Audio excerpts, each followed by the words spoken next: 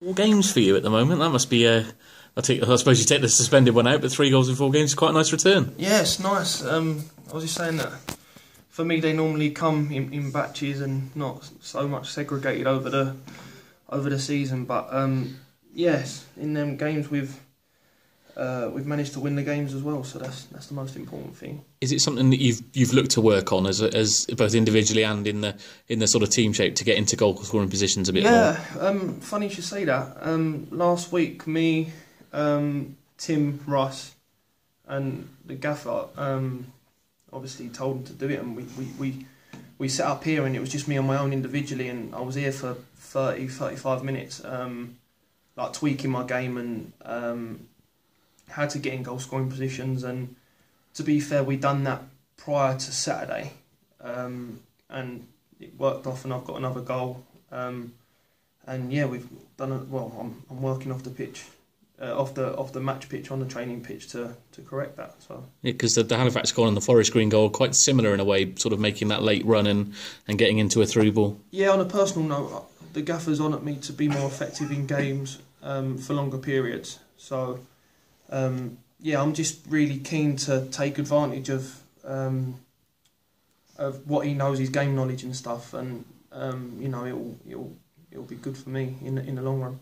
What was a game like Saturday like to play in when your team's sort of in such control and you're scoring with every tag? It must be quite enjoyable. It was really enjoyable towards the end. I went in half time and I was a little bit devastated not to have scored, especially like I said prior to that meeting. They're demanding that I score more goals, and I had a couple of chances where it could have happened, and I went in half time and I was just thinking whether today weren't going to be my day, and it was one of them where we were 2-1 up, and I didn't want, looking at the overall picture, I didn't want us to be devastated on the way home with a draw when we should be winning games like that. So yeah, it was a really good game to be part of, and I really enjoyed it. I was a little bit gutted to come off, really, but I've been nursing a little bit of a niggly groin, and fair play to Gavin. I went over to him after my goal as well, because he pulled me out of training and he's been fantastic with me, really. So yeah, I felt good. And I suppose the next thing is to hope you haven't used up all those goals for ahead of tomorrow night.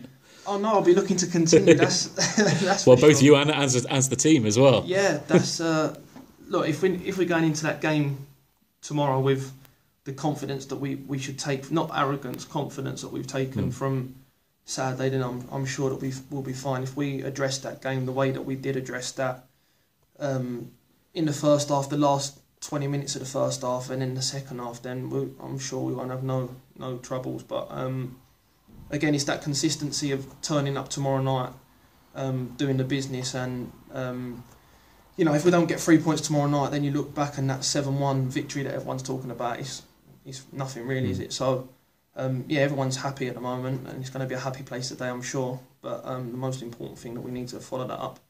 Does your Essex knowledge give you a bit of an insider look into Braintree? No, I don't get down there that much, to be fair.